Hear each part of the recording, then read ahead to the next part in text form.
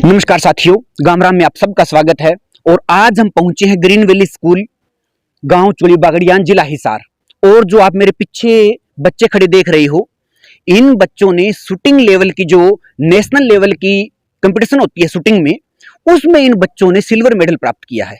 तो ये वो बेटियां हैं जिनसे मुझे आज आपको मिलाना है, रूबरू करवाना है।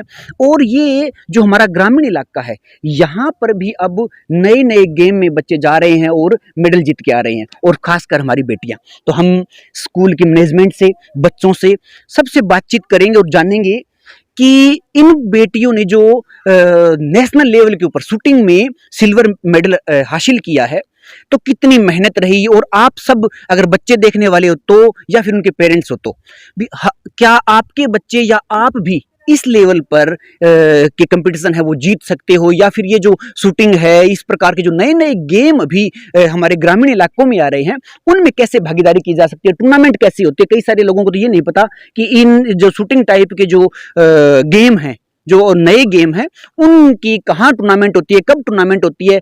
ये बच्चे ग्रीन वैली स्कूल चोली बागड़ियान, जिला हिसार के बच्चे हैं, मनीषा और पूजा, जो अभी पश्चिमी बंगाल के आसनसोल जिले में इनका टूर्नामेंट हुआ। और बाकी सारी बातें इन्हीं बच्चों की जुबानी जानेंगे। और हम ये आप तक एक मैसेज पहुंचाना चाहते हैं। हमारा ये वीडियो बनाने का लक्ष्य ये है कि ग्रामीण लेवल के जो बच्चे हैं, वो कहाँ कहाँ तक प्रतिभाएं जो हैं वो गांव में इतनी छुपी हुई है कि उनको थोड़ा सा निखार, थोड़ा सा तराशने की भर की जरूरत है कि वो नेशनल लेवल पे, या हम कहीं पूरे भारत में अपना नाम कर सकते हैं।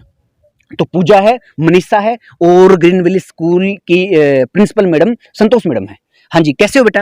अच्छे हैं सर। सबसे पहले आप दोनों को बहुत बहुत शुभकामनाएं कि आपने एक जो हमारा गांव की पृष्ठभूमि है उससे निकल के और राष्ट्रीय लेवल पर अपने माँ बाप का और अपने स्कूल का नाम रोशन किया। कैसा लग रहा है? बहुत अच्छा लग रहा है सर। Very good. मनीषा कैसे हो? बढ़िया है सर। अच्छा मनीषा, आपसे ये पूछूंगा मैं कि आपने कितने दिन की मेहनत की, कितने दिन की आपने ट्रेनिंग की, और उसके बाद रिजल्ट आया ये? ओनली 6 महीने की थी सर। 6 महीने पहले आपने शुरू किया? हाँ सर। अच्छा, तो कहाँ से प्रेरणा मिली, शुरुआत कहाँ से हुई आपकी? सर शुरुआत हमारी स्कूल से हुई थी। स्कूल में ट्रेनिंग के लिए बुलाया गया था उन्हें। अच्छा। तो लेकिन ये 2 महीने ही चल पाया था। अच्छा, उसके बाद में आपने जो आपके कोच हैं उनके माध्यम से आगे की तैयारी की है। Yes sir.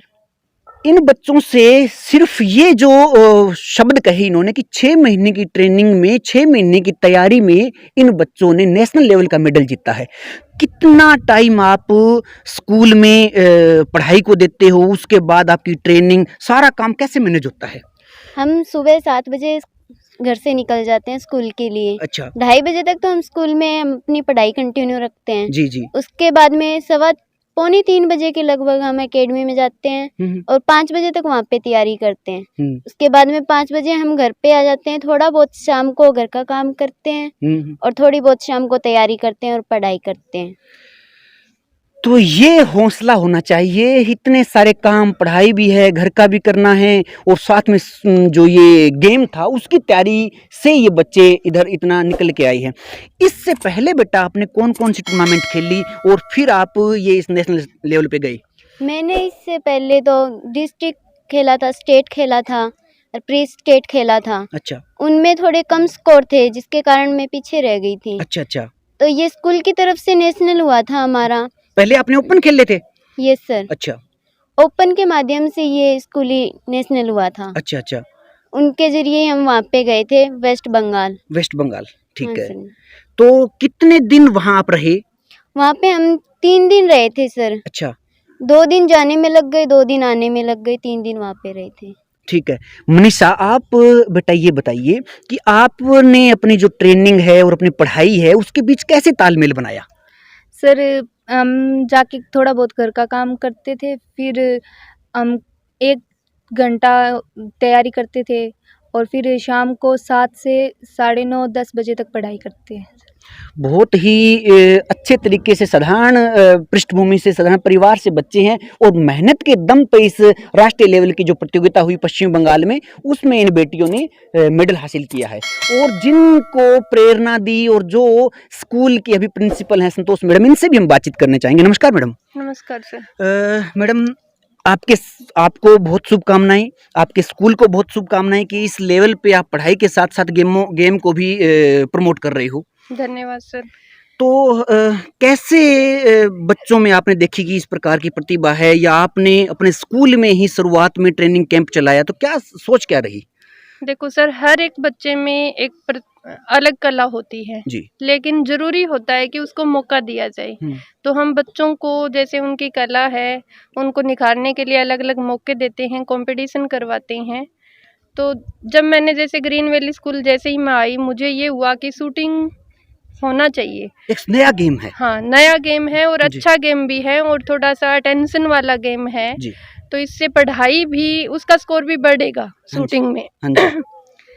तो पहले तो जैसे हमने स्कूल में स्टार्ट करवाया तो वो 2 मंथ ही हम कंटिन्यू कर पाए। हाँ जी। आफ्टर दैट हमने बंद कर दिया, अब फिर से स्टार्ट करेंगे। हम्म।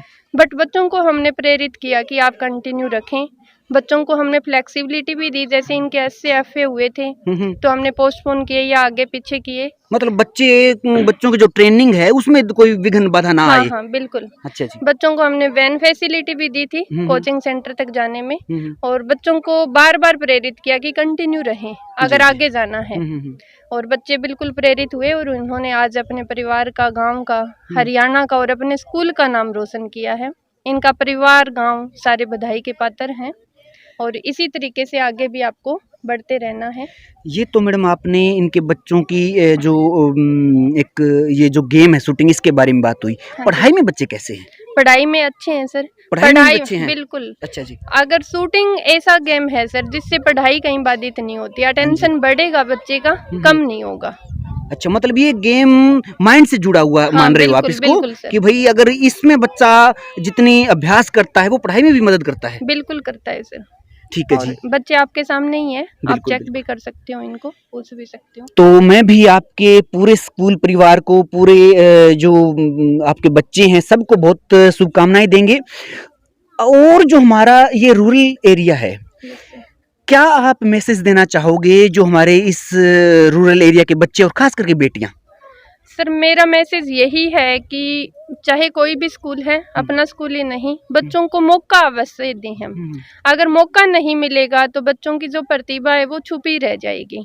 तो मैं भी बिल्कुल प्रयास करती हूँ कि बच्चे को ज़्यादा से ज़्यादा मौके मिले ताकि उनकी जो प्रतिभा है वो निखर के बाहर आए और बच्चे आगे जाएं। जी, बहुत धन्यवाद मैडम। हम भी चाहेंगे कि ये बच्चे और आपका जो स्कूल है, आपका जो डेडिकेशन है, वो इसी प्रकार से इन बच्चों से लगा रहे। लास्ट बात, दोनों से एक एक बात करना चाहूँगा कि आप बेटा बिल्कुल ग्रामीण परिवार से हो, आप बच्चों को क्या कहना चाहोगे जो आपकी तरह इस शूटिंग लाइन में या कोई गेम करना चाहें, गेम और पढ़ाई दोनों साथ हो, तो क्या बताना चाहोगे? सर, इनके घर वालों को जो जिस लाइन में जो बच्चा जाना चाहता है उन्हें प्रेरित करना चाहिए भी, उसे आगे उसके लिए जाना चाहिए। उसके वो ये उनका जिस लाइन में बच्चे का मन है उसी में जाए और उसको मदद करे, ये कहने का भाव ये है सर। बिल्कुल। क्योंकि बेटियां हैं और इन्होंने जो अपने मन की बात है, कई बार क्या होता है कि शब्द हमारे पास भावना होती है, शब्द नहीं मिल पाते हैं, तो उस वजह से, पर बच्चे ने कहने का भाव यही है कि जो भी पेरेंट्स आप सारे देख रहे हो, आपका बच्चा अगर किसी भी नए गेम में किसी में जाना चाहता है तो आपको उसको सपोर्ट करना चाहिए। पूजा, आप क्या कहना चाहोगे बेटा? मैं तो यही कहना चाहूँगी सर, जितना बच्चा आगे बढ़ेगा ना उतना ही घर वाले बढ़ेंगे। अगर बच्चा चाहता है कि उसका काम, ये उसका मन कर रहा है कि मैं वो गेम खेलूं, तो उसे प्रेरित करो, घर वाले भी प्रेरित करेंगे तभी मनोबल बढ़ेगा उसका। अगर घर वाले भी मना कर देंगे तो उसका मन भी टूट जाएगा, वो आगे बढ़ नहीं पाएगा, बच्चा आगे बढ़ नहीं पाएगा। तो मेरा निवेदन यही है, तो घर वाले सबसे पहले प्रेरित करेंगे ना बच्चों को, तो ही वो आगे बढ़ पाएंगे। जी। तो आपको अभी मनीषा और पूजा और जो प्रिंसिपल मैडम है, संतोष मैडम, ग्रीन वैली स्कूल के, इनसे मिलाया और उनकी जो बात है वो भी हमने आप तक पहुंचाई। हम लगातार जो ग्रामीण मुद्दे हैं, ग्रामीण प्रतिभाएं हैं, वो आप तक पहुंचाते रहते हैं और अन्य किसी प्रतिभा के साथ, ग्रामीण मुद्दे के साथ हम फिर मिलेंगे आपसे। तब तक के लिए नमस्कार, धन्यवाद।